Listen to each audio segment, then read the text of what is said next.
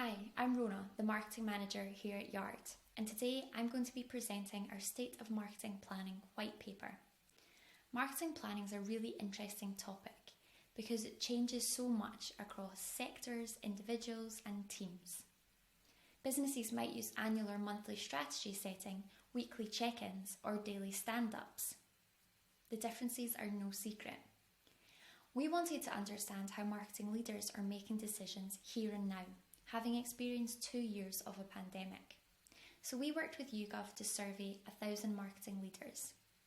And we asked a range of questions across 3 categories of planning, executing and growing. Today I'm going to be presenting 5 key findings that will get you thinking about your marketing priorities.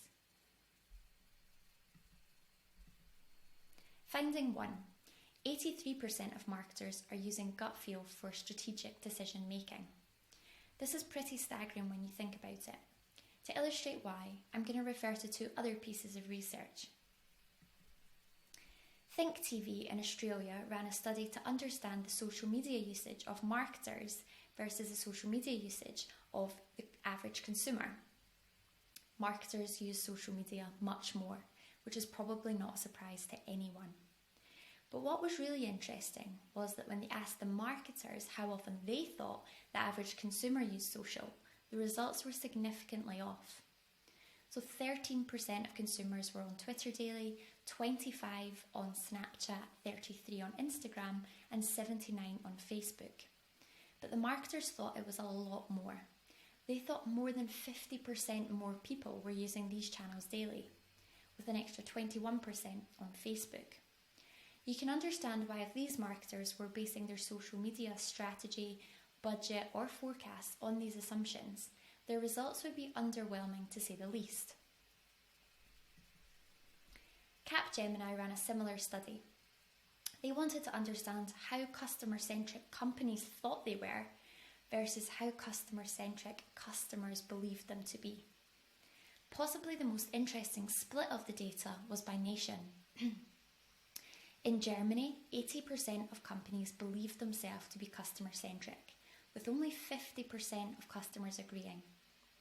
In France, 70% of companies thought they were customer-centric, with 0% of customers agreeing.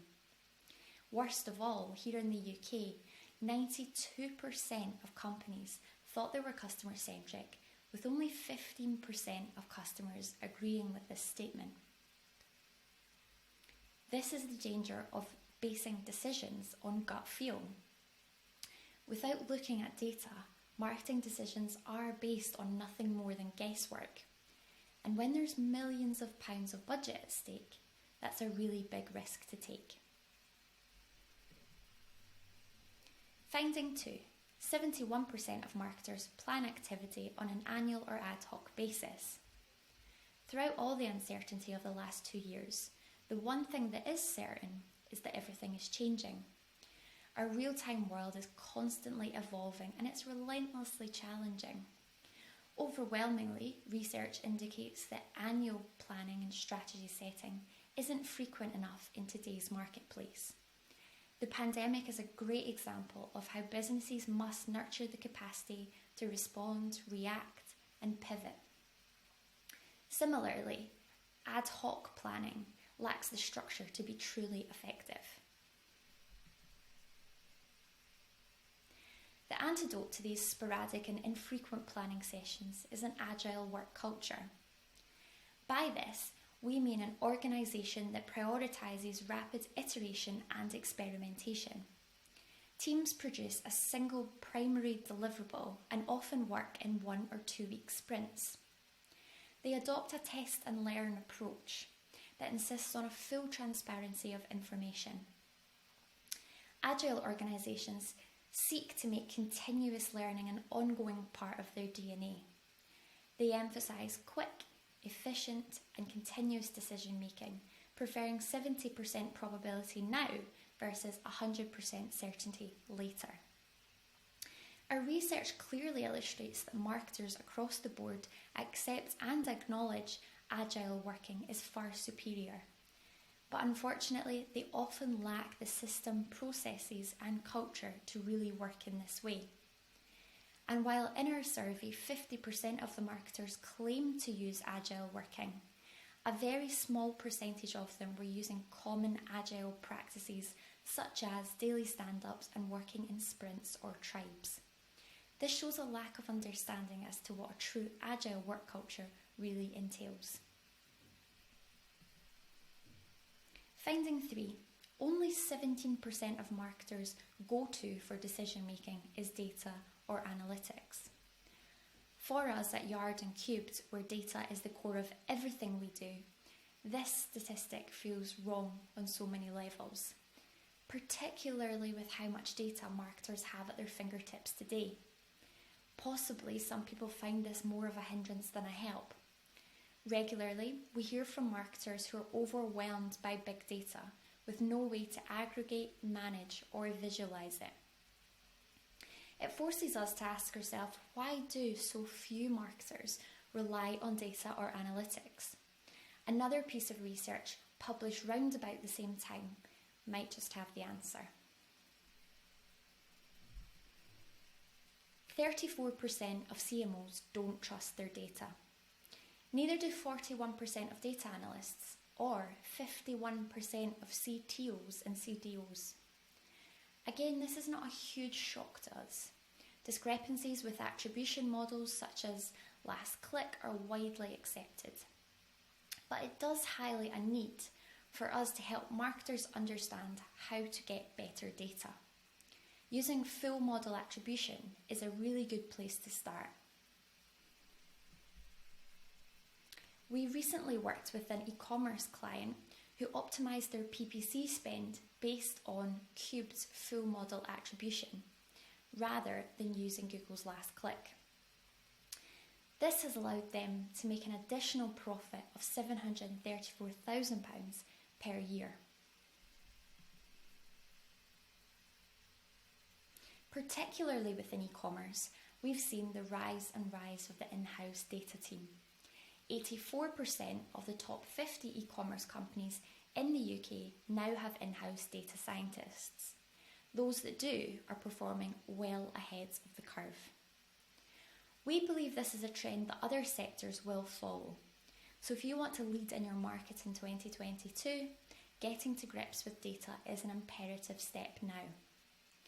And if you're not sure where to start or how to move forward, bringing in a data-led agency is always a really good first step. If you'd like to chat to us about that, I will give you my email address at the end. Finding 4.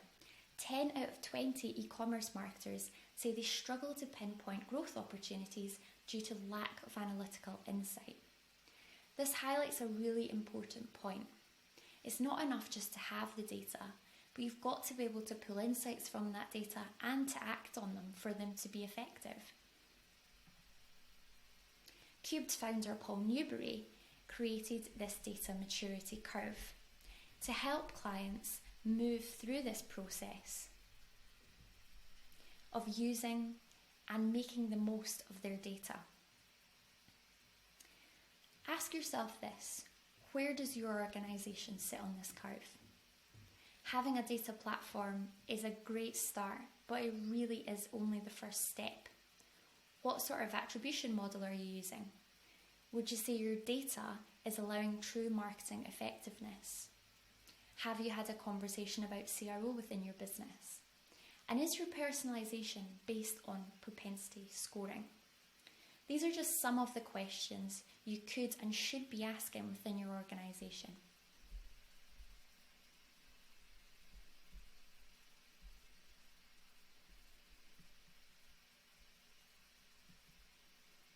Finding 5. 92% of those who struggle to pinpoint opportunities for growth say it's because of lack of people, time, or tools.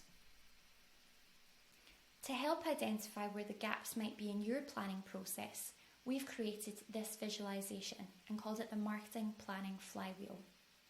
It all starts with the right tools and the proper setup, and this allows for robust data gathering. Once you have the data, your team starts to learn, And insights inform priorities, goals, and what execution should look like. This loop is then strengthened as more data is added. This is how we believe every marketing team should be functioning, identifying high-value opportunities as verified by data. You embark on this learning loop, which means experimenting and then measuring the outputs. Learnings inform actions in this way. This sort of process has the potential to put your business ahead of the curve. That means better performance and an evolving team. Your brand is essentially future-proof because adapting is the norm, and that means you're both innovative and disruptive. So if you're missing the right technology or you have invested in expensive MarTech but you're not getting the insights you'd hoped for, we might be able to help you with that.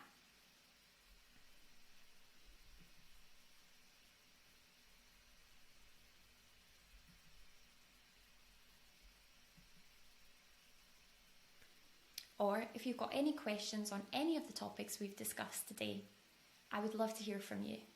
My email is rona@yard.email.